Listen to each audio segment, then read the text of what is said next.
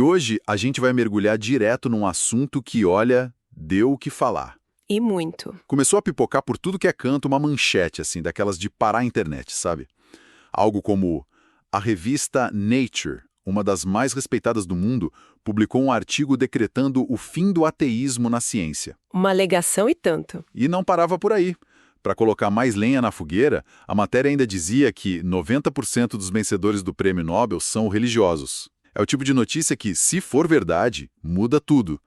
Mas a grande pergunta é verdade? Olha, é uma alegação explosiva e alegações assim exigem evidências extraordinárias.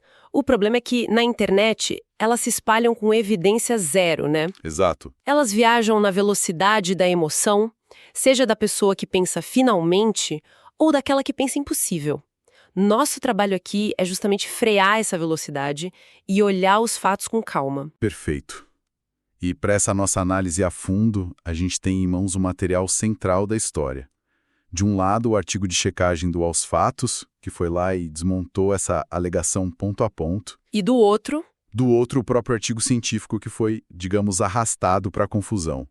Um estudo teórico bem denso que propõe um modelo em que o DNA funciona como um computador quântico perfeito. Então, nossa missão é passar um pente fino nisso tudo. Separar o que é ciência de verdade, o que foi mal interpretado e, claro, o que foi criado de caso pensado para enganar. Vamos reconstruir essa história para entender não só o que é falso, mas como a desinformação funciona. Ótimo. Então vamos começar pelo começo, pela alegação principal que o Aos Fatos investiga, o suposto artigo na Nature e a estatística dos prêmios Nobel. Por onde eles começaram a puxar esse fio? Eles foram direto na jugular, a fonte. Toda a credibilidade da notícia se apoiava no nome Nature. A investigação do Aos Fatos foi, assim, conclusiva. Os links que viralizaram não levavam para o site da Nature, nem de perto. Eram sites falsos, então, tipo um clone. Exatamente. Eram páginas criadas para imitar a aparência de um portal científico, sabe? Um logo que lembra algo importante, uma formatação sóbria. Aham. É como receber um convite para uma festa na casa de uma celebridade. E quando você chega, o endereço é um galpão com uma placa de papelão. A aparência tenta enganar, mas os fundamentos não estão lá. E que fundamentos seriam esses? O que entrega a farsa para um olho treinado? Vários sinais vermelhos. O principal é a ausência de um DOI. DOI? O que é isso? É o Digital Object Identifier. Pensa no DOI como se fosse o CPF de um artigo científico. É um código único, permanente, que garante que você sempre vai encontrar aquele documento. Se não tem DOI, já é para desconfiar muito. Entendi. E além disso, o tal artigo não estava em nenhuma base de dados acadêmica de verdade, tipo PubMed ou Scopus, que são as grandes bibliotecas digitais da ciência. Ele era um fantasma. Certo. Então a base de tudo, o artigo na Nature, era uma miragem. Mas eles tinham um segundo pilar, que era essa estatística dos 90% dos ganhadores do Nobel. Um número assim tão específico passa uma impressão de seriedade, né? É uma tática clássica, usar um número preciso para criar uma falsa sensação de autoridade.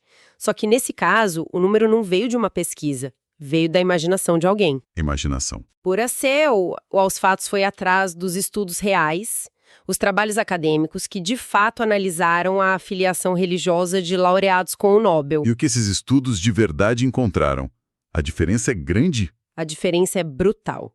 O estudo mais abrangente, que cobre de 1901 a 2000, mostra que cerca de 65% dos vencedores se identificavam como cristãos. Espera aí.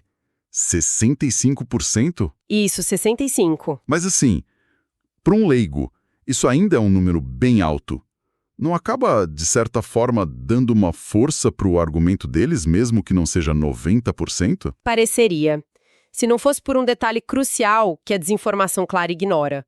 O que significa cristão nesse contexto? A própria pesquisa destaca que essa identificação vem majoritariamente de um viés cultural, não de uma prática religiosa ativa. Viés cultural. O que seria isso na prática? Tipo, alguém que nasceu na Itália e se diz católico por padrão, mesmo que não vá à igreja. É exatamente essa a ideia. É uma identidade social, uma herança, e não necessariamente uma declaração de fé profunda e praticante. E o mais importante, os mesmos estudos mostram que entre 5 e 10% dos laureados eram ateus ou agnósticos declarados. Ah, então. Ou seja, a simples existência desse grupo já destrói a narrativa. O número 90% é pura invenção. O que me parece mais impressionante aqui é que a campanha não só inventa um número, mas ela rema na direção completamente oposta da realidade. E aqui é onde o trabalho de checagem do aos fatos fica ainda mais interessante. Eles não só desmentem o número falso, mas mostram uma tendência real. E ela é o exato oposto. Eles citam pesquisas bem mais recentes e focadas na elite científica. Tipo, Por exemplo, uma pesquisa com os membros da Academia Nacional de Ciências dos Estados Unidos. A gente está falando da nata da ciência mundial. e qual foi o resultado? Apenas 7% deles acreditam em um Deus pessoal. 7%. 7. Compara isso com os 90% da fake news. É uma inversão completa da realidade. Bom abismo.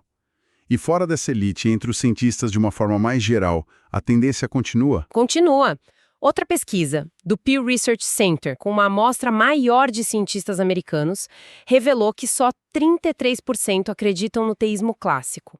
A maioria esmagadora se declara agnóstico, ateu ou tem uma espiritualidade não ligada a uma religião. Ou seja, se existe uma tendência, é a de um distanciamento e não um fim do ateísmo. Ok, então, a base de toda essa história, o artigo na Nature e os 90%, simplesmente não existe. É castelo de areia. Mas o que me intriga é como a história sobreviveu. Ela não morreu aí. Ela se agarrou em outra coisa para continuar viva, não foi? Exato. E é aí que a coisa fica mais complexa e, na minha opinião, mais fascinante. A desinformação é como um vírus, sabe? Ela sofre mutações. Quando a mentira inicial ficou insustentável, a campanha se apropriou de um artigo científico real. O Aos Fatos também aponta isso. Um estudo publicado no periódico Scientific Reports. Ah, e esse tinha um título bem chamativo, né? Algo sobre o DNA ser um computador quântico. Esse mesmo. Certo, então mudaram de tática. Saíram da invenção e foram para distorção. E essa Scientific Reports é do mesmo nível da Nature? Boa pergunta. Ela faz parte do Nature Portfolio, então é da mesma editora, mas não é a mesma coisa. A Nature principal é super seletiva. A Scientific Reports é o que a gente chama de Mega Journal. Ela publica um volume enorme de artigos e o critério de aceitação é diferente. Diferente como? A revisão foca mais na solidez técnica do trabalho do que na sua relevância ou impacto. Isso faz com que ideias mais especulativas, mais teóricas, como essa do DNA, tenham mais chance de serem publicadas lá. Entendi. Então, DNA como um computador quântico. Soa como ficção científica, o que o artigo argumenta para tornar essa ideia minimamente plausível. O modelo teórico deles é até elegante do ponto de vista da física. De forma bem simplificada, eles tratam as bases do DNA, o A, T, C e G, como se fossem supercondutores. E a ligação de hidrogênio, aquela ponte que une os pares, se comportaria de um jeito análogo a uma junção de Josephson. Junção de Josephson, isso é bem técnico. O que é? É um componente eletrônico fundamental para a computação quântica. É basicamente o que permite a existência dos qubits em certos computadores quânticos. A ideia do artigo é que, por causa disso, o DNA poderia, em tese, processar informações usando princípios da mecânica quântica. É um trabalho, assim, altamente teórico. Ok, um artigo denso de física teórica. E, segundo a checagem do Aos Fatos, a conclusão de que Deus criou o DNA foi uma distorção adicionada depois por blogs, certo? Eles pegaram o artigo e usaram para a narrativa deles. E é exatamente aqui que a nossa investigação dá uma guinada. É o exemplo perfeito de por que, mesmo lendo uma ótima checagem, ir até a fonte primária é crucial. Porque quando a gente abre o PDF original do artigo, descobrimos que a afirmação do Aos Fatos, nesse ponto específico, não estava totalmente correta. Como assim? Não me diga que a frase estava lá. Estava, com todas as letras. O artigo original, tanto no final do resumo, o abstract, quanto na última linha da conclusão, termina com a frase: Deus criou o computador quântico mais perfeito, o DNA. Que reviravolta! Eu confesso que estava pronto para descartar tudo como 100% mentira. Encontrar a frase exata dentro de um artigo publicado muda o jogo. Como os revisores deixaram isso passar? Acende todos os alertas, né? E essa é a pergunta central. O trabalho de checagem estava correto em 99% da análise, mas eles perderam esse detalhe. E esse detalhe nos diz muito. Primeiro, reforça o que falamos sobre as Scientific Reports. Certo. É provável que os revisores, por focarem na correção metodológica, podem ter visto a frase, achado inadequada, mas no fim trataram como uma opinião pessoal dos autores. Um floreio filosófico que não invalidava os cálculos do resto do artigo. É uma decisão editorial estranha. É como um arquiteto que projeta um prédio e no final da planta escreve "construído pela graça divina". A engenharia pode estar certa, mas a frase final não pertence àquele documento técnico. A analogia é perfeita. A frase não é uma consequência lógica dos cálculos. É uma declaração de fé dos autores inserida num trabalho técnico. É um elemento estranho ao ninho. E, claro, foi a isca perfeita para desinformação. Então, vamos juntar as peças. Temos uma campanha que começa com mentiras descaradas, fontes falsas, dados inventados. Quando isso é desmentido, ela se agarra num artigo científico real complexo. E usa para ganhar um verniz de credibilidade. E, por ironia, esse artigo real contém uma frase que parece confirmar a narrativa falsa. Exatamente. O cenário completo é um estudo de caso da anatomia da desinformação. O Aos Fatos descreve o padrão clássico e aqui a gente vê em ação. Primeiro, o apelo à autoridade fabricada, usar o nome Nature. Certo. Segundo, o dado estatístico inventado com precisão falsa, os 90% dos Nobel. Terceiro, a conclusão enviesada que confirma uma crença. O ateísmo está acabando. E a quarta etapa? A mutação. Apropriação de um grão de verdade, a frase no artigo da Scientific Reports. É a receita de bolo da fake news. E essa tática do grão de verdade é diabolicamente eficaz. É a mais eficaz de todas, porque os criadores de desinformação sabem que a maioria das pessoas não vai ler um artigo denso de física quântica. Eles pegam esse detalhe minúsculo, o isolam do contexto, o amplificam e usam para validar a mentira maior. Eles ignoram os 99% do artigo, que é matemática. E focam no 1%, que é uma declaração de fé. E isso cria uma armadilha. Porque se alguém desconfiado for checar superficialmente, vai dar um Google, talvez encontre o artigo, veja a frase e pense, ué, mas a frase está aqui, então talvez a história toda seja verdade. É por isso que a checagem profunda é tão diferente da verificação superficial, né? Não basta achar uma frase. De jeito nenhum. É preciso entender o contexto do artigo, a reputação do periódico, a validade das outras alegações.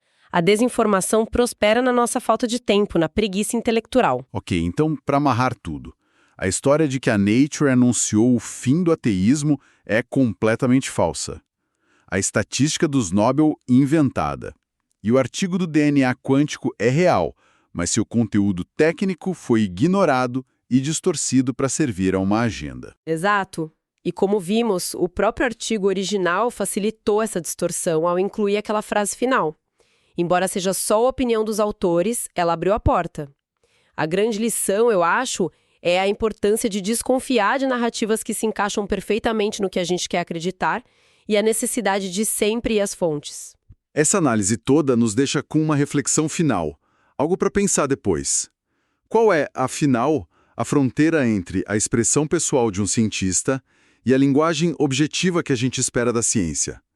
Porque a ciência é feita por humanos, com suas crenças e paixões. Mas onde a gente traça a linha dentro de um artigo científico? E isso leva a outra pergunta. Em que ponto uma afirmação, mesmo publicada num periódico, deixa de ser uma hipótese especulativa e se torna puramente uma declaração de fé? Este caso, com todas as suas camadas de verdade, erro e mentira, nos força a pensar sobre a própria natureza do discurso científico e os perigos que moram nos limites da sua interpretação.